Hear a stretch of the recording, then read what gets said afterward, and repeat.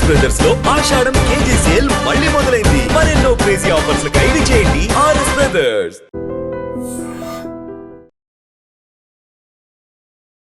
నమస్తే, welcome to I dream talking point with Kavitha.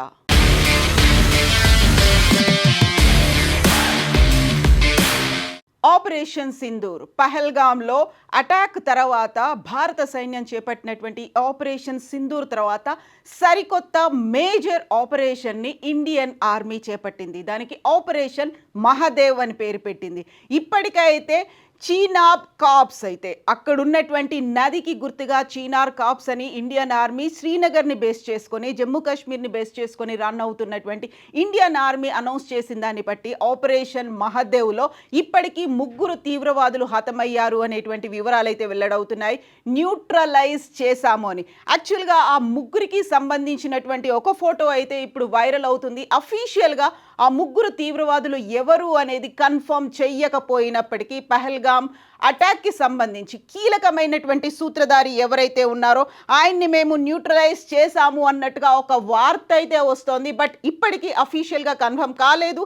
Chinar caps మాత్రం 3ని neutralise చేశామని. యాక్చువల్గా ఈ ప్రాంతంలోనే ఆ టెర్రరిస్టులు ఉన్నారు. ఆల్మోస్ట్ 1 మంత్ నుంచి ఆపరేషన్ మహాదేవ్ మీద ఇండియన్ ఆర్మీ ఫోకస్ పెట్టింది. ఈ ప్రాంతంలో వాళ్ళు ఉన్నారు, వాళ్ళకి కావలసినటువంటి వంట సామాగ్రితో పాటుగా గ్రాసరీస్ అన్నీ ఉన్నాయి అనేది దీంట్లో ఈ ప్రాంతం బేస్ చేసుకుని 3 ఉన్నారు. ఆ 3ని మేము న్యూట్రలైజ్ చేశాము అనేది. శ్రీనగర్కి దగ్గరలో ఉన్నటువంటి దట్టమైన అడవి ప్రాంతం దచిగాంలో ఈ 3ని న్యూట్రలైజ్ అయినట్టుగా ఆ 3 ఫోటోలు కూడా బయటకు వచ్చాయి. బట్ మేము మీకు ఆ ఫోటోల్ని చూపించట్లేదు, ఎందుకంటే రక్తసిక్తమై ఉన్నటువంటి ఆ ఫొటోస్ డెడ్ బాడీస్ ఉన్నాయి కాబట్టి వాటిని మేము చూపించదలుచుకోలేదు.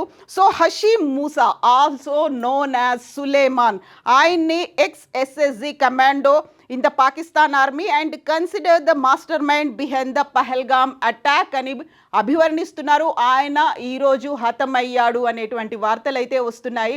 యాక్చువల్గా ఇదే రోజు ఇప్పుడే పార్లమెంట్లో కూడా అక్కడ చర్చ జరుగుతోంది ఆపరేషన్ సింధూర్కి సంబంధించి. యాక్చువల్గా బోల్డ్ అన్ని క్వశ్చన్స్ అయితే వస్తున్నాయి. ఆపరేషన్ సింధూర్ని సడన్గా ఎందుకు ఆపేశారు? ఆపడం వెనకాల ట్రంప్ ఏమైనా ఫోర్స్ చేశారా? అమెరికా ఉద్దేశపూర్వకంగానే మనల్ని ఆపు చేయించిందా అనేటువంటి వార్తలు, దానికి సంబంధించినటువంటి బోల్డ్ అనే అనుమానాలు, విభిన్నమైనటువంటి అభిప్రాయాలు వ్యక్తమవుతున్నటువంటి నేపథ్యంలో ఆపరేషన్ సింధూర్ మన దేశానికి గౌరవ పతాక, కీర్తి చిహ్నంగా ప్రధానమంత్రి నరేంద్ర మోదీ అభివర్ణించారు. At the same time Rajnath Singh కూడా అదే మాట చెప్పారు.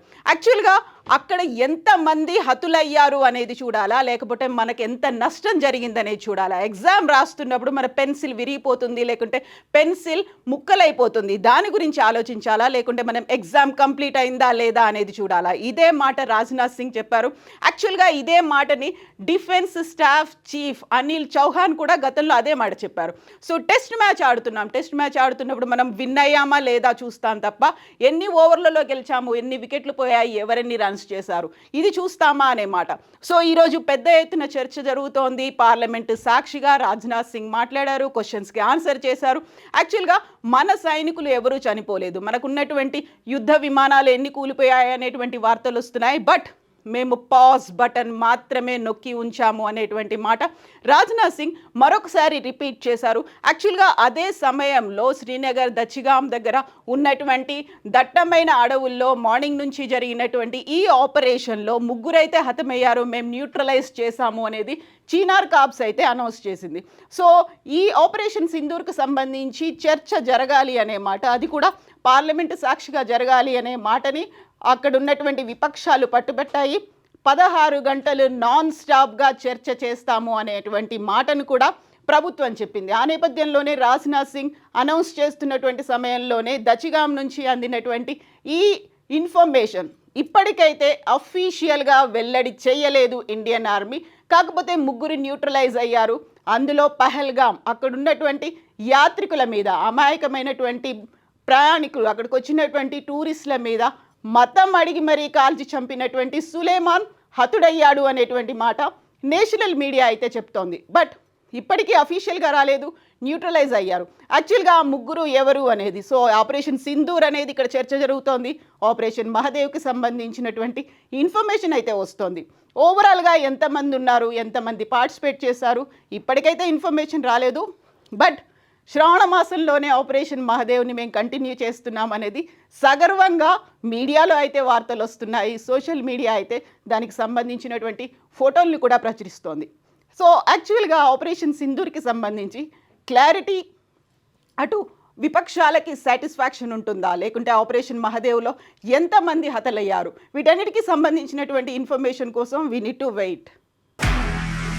నిజంగా ప్రస్తుతం ఉన్నటువంటి సమాజం దేనికి ప్రయారిటీ ఇస్తుంది? ఆర్థిక సంబంధాల చుట్టూ మాత్రమే తిరుగుతోంది. మళ్ళీ ఎన్నికలంగానే చాలా విరక్తి కలుగుతాం. మంచి అనిపిస్తుంది కదా, లేడీస్ కూడా ఛాలెంజింగ్ జాబ్స్ చేసినప్పుడు చాలా బాగుంటది. ట్రాఫిక్ అసిస్టెంట్స్ గా నియమించిన ట్రాన్స్జెండర్స్ అందరితో సాల్యూట్ చేయించుకుంటున్నారు. ఫుడ్ డెలివరీ ఇవ్వటానికి వెళ్ళినటువంటి డెలివరీ బాయ్ అనిల్ పై కళ్ళ ముందు పెళ్ళండి